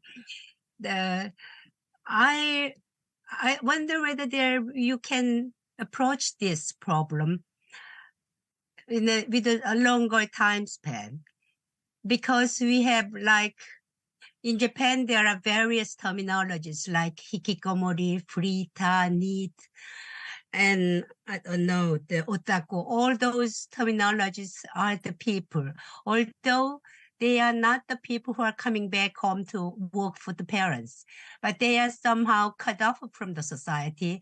They refuse to go to school, and they are just recluse. They just cut off from the society and returning to home, to their family. And when I say it's a longer term dimension, you need to see this. Although you mentioned the emotional functions or parents-child oneness, all these things. These people in Japan is coming up, some of the hikikomoris are coming up to their 50s. They are out of labor market. They don't have any much social competence. They lost the ability to relate to the people because they've been at home all the time, not in the society. And they have not paid taxi, they have not paid pensions. So they are relying on the parents. So in Japanese media, there are articles mentioning that parents in their 50s, 80s, 90s are supporting still this excluded hikikomori children in their 50s. They don't have any social resources, no economic resources. They still live on after 3 decades, still live on their parents.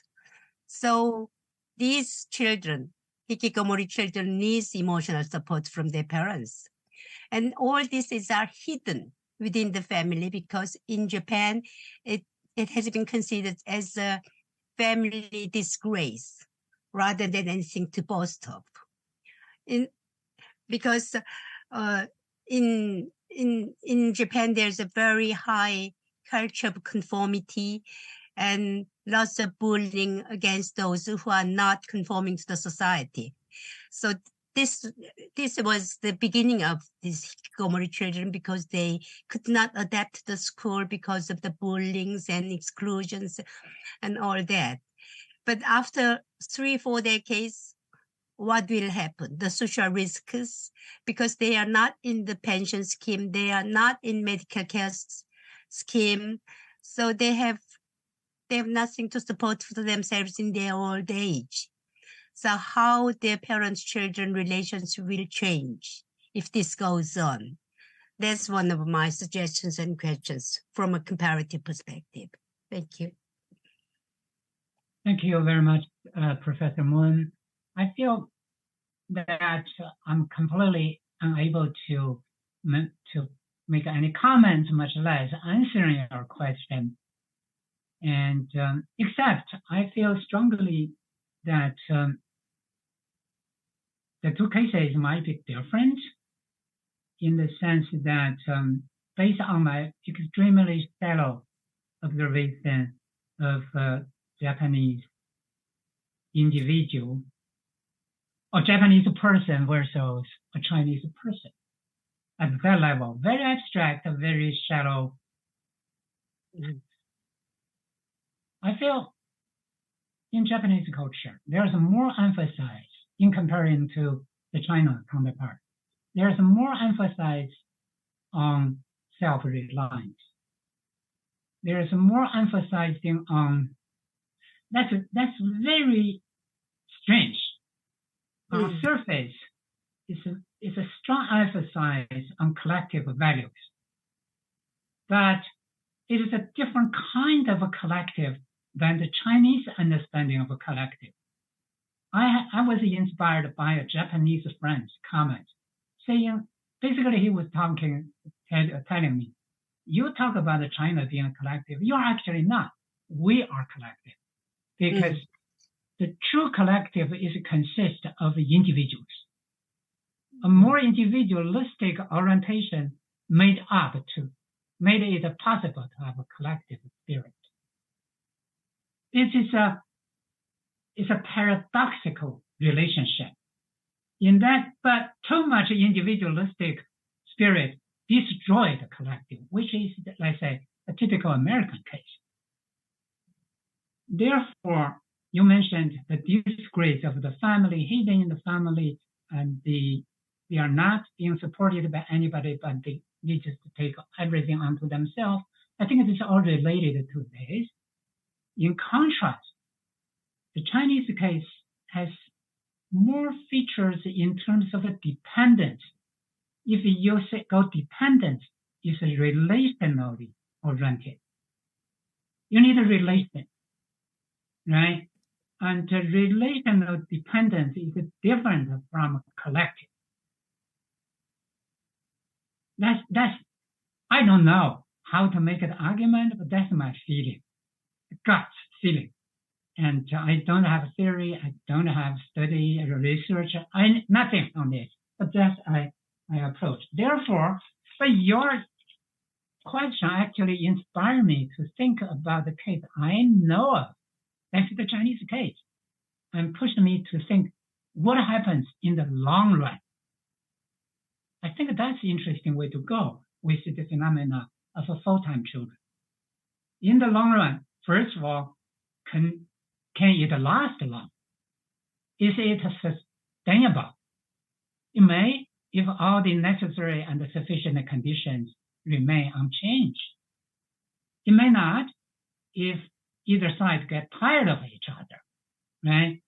And or something else change. But let's assume every favorable condition remains the same, and the phenomena goes longer, stronger, and further. What would happen? What will not will happen? What is likely to happen, or probably to happen, is the parent-child oneness is so strong that parents don't want the adult child to go, the adult child doesn't want to go. Then you have a new discourse on delayed marriage, delayed birth, and a more radical discourse on no marriage, no childbearing. That goes to the direction of the Chinese path to second demographic transition. I hinted it in my early slides, but I didn't explore this.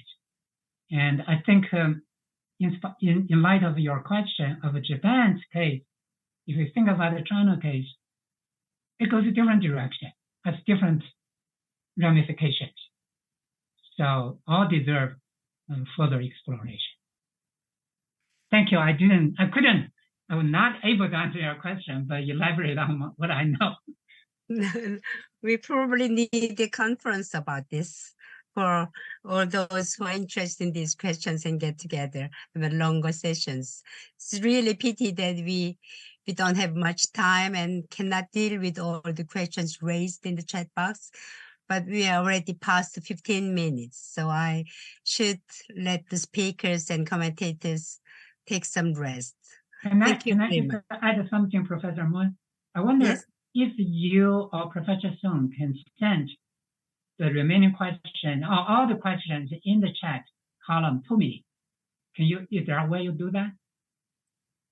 I will try to think about that, how we can copy all this. Because I cannot see the questions. I am really interested in questions. I see. It's Or because anybody in the audience, if you have questions, issues, you can either send it to Professor Song and Professor Moon or directly to me. Yes, that is very kind of you. Thank you very much. Sunhwa, Professor Lee, can you copy all those questions and send it to me? Oh, yes. Yes, our technical, Dr. Lee can do this. Thank you very much.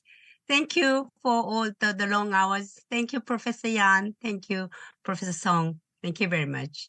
We will keep in Many touch. thanks to everybody. Thank you. Bye-bye. Bye.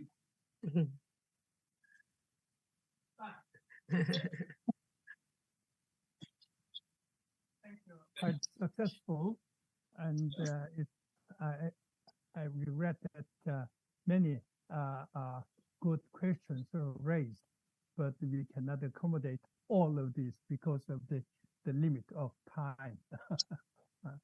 I couldn't hear you, Professor Kim. 소리가 너무 작아요. Okay. Can you say it again louder? Well, can you hear me? Not yet. Yeah, now I can hear you. Well, it's very successful, so I appreciate very much for both of you, Professor Yan and Song.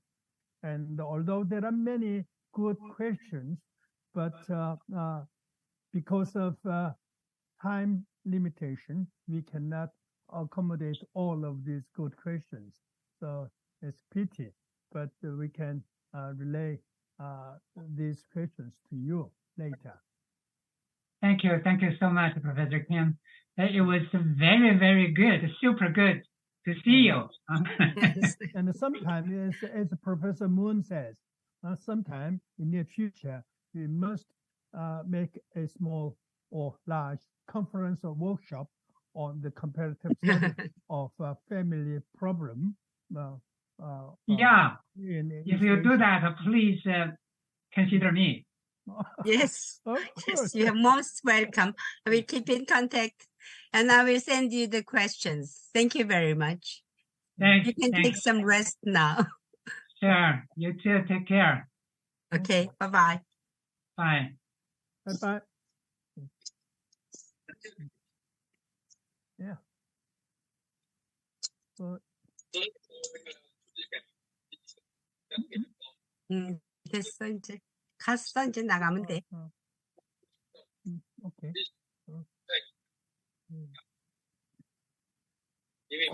질문은 이따 정리해서 이거 복사는 해놨으니까요. 정리해서 좀 이따 보내드릴게요. 네. 네, 고맙습니다. 선생님 네. 수고하셨어요. 네. 나갈게요. 네.